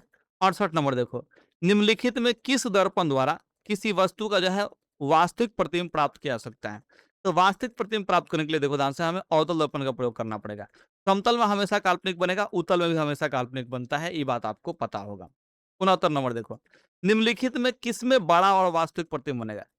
बड़ा और वास्तविक प्रतिबिंब किसमें बन सकता है? समतल दर्पण में तो वस्तु के बराबर प्रतिबिंब बनता है, उत्तल दर्पण में वस्तु से छोटा प्रतिबिंब बनता है, अवतल लेंस में वस्तु से छोटा प्रतिबिंब बनता है। तो एक उदाहरण दर्पण है अवतल दर्पण, जिसमें जो है बड़ा और वास्तविक प्रतिबिंब हम लोग प्राप्त कर सकते हैं। समतल दर्पण द्वारा बना प्रतिबिंब कैसा होता है जी? तो ध्यान रखना, हमेशा काल्पनिक होता है। कैसा होता है जी? हमेशा यहाँ पे काल्पनिक होता है, इस बात को आप लोग ध्यान रखिएगा। अगला सवाल देखो, अगला सवाल, किसी वस्तु का जो है आवर्धित प्रतिबिंब कहाँ बनता है? किसी वस्तु का जो है आवर्धित यानी कि बड़का प्रतिबिंब जो है कहाँ बनेगा? समतल दर्पण में तो वस्तु के बराबर प्रतिबिंब बनता है, उत्तल दर्पण में वस्तु से छोटा प्रतिबिंब बनता है। तो एक अवतल दर्पण बच गया, यहाँ पे जो है आवर्धित प्रतिबिंब बनेगा। 72 नंबर देखो ध्यान से, काल्पनिक प्रतिबिंब हमेशा क्या होता है जी? सीधा होता है। काल्पनिक प्रतिबिंब हमेशा सीधा होता है, तिरछा, उल्टा, औधा नहीं हो सकता है, ठीक है? हमेशा सीधा बनेगा, ठीक है? ध्यान रखना। अगला सवाल क्या कह रहा है जी? किस दर्पण में हमेशा आभासी और छोटा प्रतिबिंब बनता है? हमेशा आभासी और छोटा प्रतिबिंब बनाएगा ना, वो होगा उत्तल दर्पण। कौन सा दर्पण होगा जी? उत्तल दर्पण। अगर लेंस में पूछता ना तो अवतल लेंस हो जाता। अगर लेंस में पूछता तो अवतल लेंस हो जाता, जो हमेशा छोटा प्रतिबिंब बनाता है, हमेशा छोटा पड़ता है। 74 नंबर देखो ध्यान से, निम्न में किस दर्पण की फोकस दूरी धनात्मक होगी? फोकस दूरी धनात्मक कब होती है? जब ध्यान रखना दाईं तरफ जो है फोकस होगा। दाईं तरफ फोकस किस में होता है जी? तो ध्यान रखना, उत्तल दर्पण में जो है दाईं तरफ फोकस होता है, ठीक है? अवतल दर्पण में नहीं होता है, अवतल दर्पण में यहाँ पे नहीं होता है। समतल दर्पण का जो है फोकस दूरी अनंत होता है, लेकिन किधर होता है, किस साइड होता है, ये हम आपको नहीं बता पा रहे हैं, ठीक है? ध्यान रखना। गोलीय दर्पण के ध्रुव और फोकस के बीच की दूरी क्या कहते हैं? ध्रुव और फोकस के बीच की दूरी को जो हम लोग फोकस दूरी बोलते हैं, यानी कि फोकसांतर बोलते हैं। फोकसांतर को चाहे फोकस दूरी का हो, बात सेम ही है। फोकस दूरी का चाहे फोकसांतर को हो। देखो, वक्रता त्रिज्या आर और फोकस के बीच में संबंध क्या होता है? तो आपको पता है कि आर बराबर जो है एफ बटा टू होता है, मतलब टू एफ होता है, या फिर जो है एफ बराबर होता है आर बाई टू। एफ बराबर आर बाई टू जो है यहाँ पे ऑप्शन ए में दिख रहा है। कहाँ दिख रहा है जी? ऑप्शन ए में यहाँ पे एफ बराबर आर बाई टू दिख रहा है, तो ऑप्शन ए हो जाएगा। हजामत बनाने के लिए जो है कौन सा दर्पण का प्रयोग होता है? तो अवतल दर्पण का। हजामत बनाने के लिए अवतल दर्पण का प्रयोग। सोलर कुकर में जो है प्रयोग किसका होता है? तो अवतल दर्पण का होता है, क्योंकि प्रकाश से किरण को इकट्ठा करता है, तो इकट्ठा करके जो है बहुत ज्यादा गर्म कर सकता है, इसलिए जो है सोलर कुकर में हम लोग बनाते हैं, मतलब प्रयोग करते हैं अवतल दर्पण का। टॉर्च लाइट में भी अवतल दर्पण का प्रयोग करता है, क्योंकि जो है प्रकाश की का इकट्ठा करके फोकसित करके जो है बहुत दूर तक ले भेज सकता है। प्रकाश से किरण को इसमें इकट्ठा करने की क्षमता होती है, वो बहुत दूर तक भेज सकता है, और अवतल दर्पण में ही क्षमता होता है कि प्रकाश को एक जगह इकट्ठा कर दें, ठीक है? ध्यान रखिएगा। रोगियों का जो है ध्यान रखना, रोगियों का जो है यहाँ पे नाक, कान, गला, ये सबको जांचने के लिए ध्यान रखना है, हमेशा अवतल दर्पण का प्रयोग किया जाता है, क्योंकि ये प्रकाश से किरणों को एक जगह इकट्ठा करता है। प्रकाश से किरणों क्या करता है जी? एक जगह इकट्ठा करता है। इस वजह से जो है अवतल दर्पण का प्रयोग होता है, तो ऑप्शन ए हो जाएगा। तो 80 का भी क्या होगा जी? ऑप्शन यहाँ पे ए ही बिल्कुल सही आंसर होगा, ठीक है? तो जैसा कि हमने बताया था कि पार्ट वन में यार नींद आ रहा है, ठीक है? पार्ट वन में ध्यान रखना है, हम लोग 1 से लेकर जो है 80 तक के प्रश्नों को देखेंगे, तो हमने 1 से 80 तक के प्रश्न देख लिया। अब 81 से जो है 156 तक के जो प्रश्न है वो पार्ट 2 में आपको मिलेगा, और पार्ट 2 का जो है लिंक है आपको जो है डिस्क्रिप्शन में मिल जाएगा, और साथ में जो है आप जाकर के प्लेलिस्ट में भी देख सकते हो। तो आप लोग जो है फटाफट जाओ और प्लेलिस्ट में जो है पढ़ने का प्रयास करो। ओके, धन्यवाद। आप लोग से मिलते हैं नेक्स्ट लेक्चर में। आओ जल्दी से प्लेलिस्ट